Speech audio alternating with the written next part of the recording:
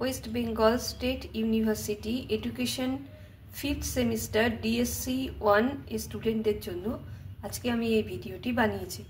তো আমি তোমাদের আজকে এই ভিডিওতে এডুকেশনের তোমাদের যে সিলেবাসটা 01 এর সিলেবাসটা সেটাকে একটু তুলে ধরে তোমাদের জন্য বেশ কিছু সাজেস্টিভ কোয়েশ্চেন রেডি করেছি। তো মন দিয়ে ভিডিওটি দেখো এবং শোনো।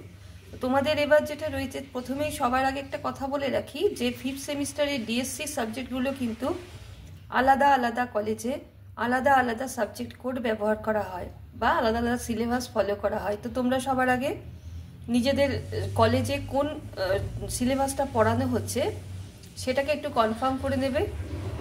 আমি আজকে যে ভিডিওটি দিয়েছি এটা হচ্ছে 01দের জন্য। সাবজেক্ট কোডটা দেওয়া আছে, একটু মিলিয়ে নেবে। যেখানে তোমাদের পড়তে হবে শিক্ষায় সমাজতত্ত্ব বা এডুকেশনাল সোসিওলজির উপর পুরো টপিক। তার মধ্যে দেখো সিলেবাসটা একটু আলোচনা করে দিই। সিলেবাসটা কিন্তু ক্লিয়ার হলেই এডুকেশনের কোয়েশ্চেনগুলো সবই কমন পাওয়া যায়।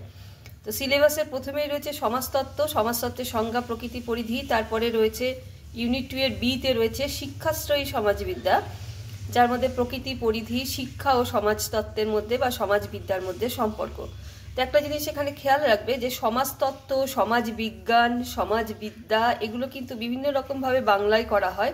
ইংরাজিটা দেখে নেবে সোসিওলজি। সোসিওলজি ইংরাজি যদি দেয় তাহলে পরে তার বাংলা সমাজতত্ত্বও হতে পারে, সমাজবিদ্যা হতে পারে, সমাজবিজ্ঞানও হতে পারে। আর এডুকেশনাল সোসিওলজি এর বাংলা হচ্ছে শিক্ষাশ্রয়ী সমাজবিদ্যা বা শিক্ষাশ্রয়ী সমাজবিজ্ঞান। হ্যাঁ, তো এইগুলো মিলিয়ে নেবে। ইংলিশ টার্মটা একটু দেখে নেবে, এডুকেশনাল সোসিওলজি আর সোসিওলজি, এটা এই দুটো মিলিয়ে কিন্তু ইউনিট 1। ইউনিট 2তে রয়েছে সামাজিকীকরণ, যার মধ্যে সামাজিক গোষ্ঠী পাবে তোমরা, তার প্রকৃতি, প্রকারভেদ, সামাজিক গোষ্ঠীর উপর শিক্ষার প্রভাব। তারপরে বিতে পাবে সামাজিক পরিবর্তন, যেটা সোশ্যাল চেঞ্জ হিসাবে রয়েছে, এরও সংজ্ঞা, প্রকৃতি, প্রকারভেদ, সামাজিক পরিবর্তনের উপর শিক্ষার প্রভাব। ইউনিট 3তে রয়েছে বিভিন্ন রকম সামাজিক সংস্থা ও শিক্ষা, যার মধ্যে রয়েছে সামাজিক সংস্থার সংজ্ঞা, প্রকৃতি, প্রকারভেদ।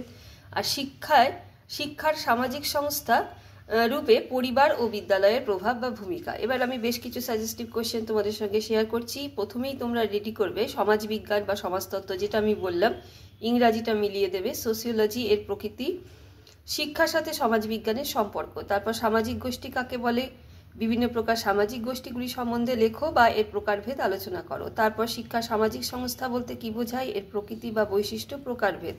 সামাজিক গোষ্ঠী কাকে বলে, এর প্রকৃতি লেখো। সামাজিক গোষ্ঠীর উপর শিক্ষার ভূমিকা আলোচনা করো। তারপর দারিদ্রতা কাকে বলে, দারিদ্রতার কারণ ও দারিদ্রতা দূরীকরণের উপায়। নেক্সট তোমরা রেডি করবে জনবিস্ফোরণ কি, জনবিস্ফোরণ নিয়ন্ত্রণের পথে প্রধান বাধাগুলি বা জনবিস্ফোরণের কারণ, আর জনসংখ্যা নিয়ন্ত্রণে শিক্ষার ভূমিকা। শিক্ষা সামাজিক সংস্থা রূপে পরিবারের ভূমিকা ও সীমাবদ্ধতা। এই হচ্ছে বড় কোয়েশ্চেন। এবার কিছু শর্ট কোয়েশ্চেন দেখে নাও। শিক্ষাশ্রয়ী সমাজবিজ্ঞানের প্রকৃতি, বৈশিষ্ট্য, শিক্ষাশ্রয়ী সমাজবিজ্ঞানের পরিধি বা আলোচ্য বিষয়, সামাজিক পরিবর্তনের প্রকারভেদ, সামাজিক পরিবর্তনে শিক্ষার ভূমিকা, শিক্ষা সামাজিক সংস্থা রূপে বিদ্যালয়ের ভূমিকা, প্রাথমিক গোষ্ঠী গৌণ গোষ্ঠীর পার্থক্য আর জনবিস্ফোরণের কারণ। এবার যে বড় কোয়েশ্চেনগুলো তোমরা করছো, হয়তো ওখান থেকে বেশ কিছু টিকা তোমরা কমন পেয়ে যেতে পারো। আবার বড় টিকা যেগুলো পড়ছো সেগুলো কিন্তু বড় কোয়েশ্চেনের সঙ্গে 15 মার্কসের সঙ্গে পার্ট হিসাবে পেয়ে যেতে পারো। তো তোমরা সব থেকে ভালো হবে যদি তোমরা টপিক ধরে ধরে পড়ো। তো আগের বছর শিক্ষাশ্রয়ী সমাজবিদ্যা থেকে কিন্তু বড় কোয়েশ্চেন এসে গেছে, এই জন্য এইবার আমি সমাজবিদ্যা বা সমাজবিজ্ঞান এর উপর জোর দিয়ে শিক্ষা ও সমাজবিজ্ঞানের মধ্যে সম্পর্কটাকে বেশি ইম্পর্টেন্ট বলে মনে করছি। তারপর আগের বছর সামাজিক পরিবর্তন থেকে বড় কোয়েশ্চেন এসে গেছে, এইবার তোমরা সামাজিক গোষ্ঠী থেকে বড় কোয়েশ্চেনগুলো রেডি করবে। আর তারপরে আগের বছর এসেছে সামাজিক সংস্থা হিসাবে পরিবার ও বিদ্যালয়, এবার কিন্তু এখান থেকে টিকা আসার চান্স রয়েছে। তো সেই হিসাবে পরিবারটা আমি একটু বড় কোয়েশ্চেন দিয়েছি, হয়তো রিপিট আসতে পারে যে পরিবারের ভূমিকা ও ত্রুটি বা সীমাবদ্ধতা, যেটা আগের বার আসেনি। এভাবে রেডি করে নেবে। এছাড়া দারিদ্রতা, জনসংখ্যা বিস্ফোরণ এই টপিকগুলো কিন্তু আগের বছর সেভাবে আসেনি, এবার 10-এর জন্য ইম্পর্টেন্ট। তো ভিডিওটা এখানে শেষ করছি। তার আগে আমি বলে নিই, একটা কথা তোমাদের সঙ্গে শেয়ার করে নিই।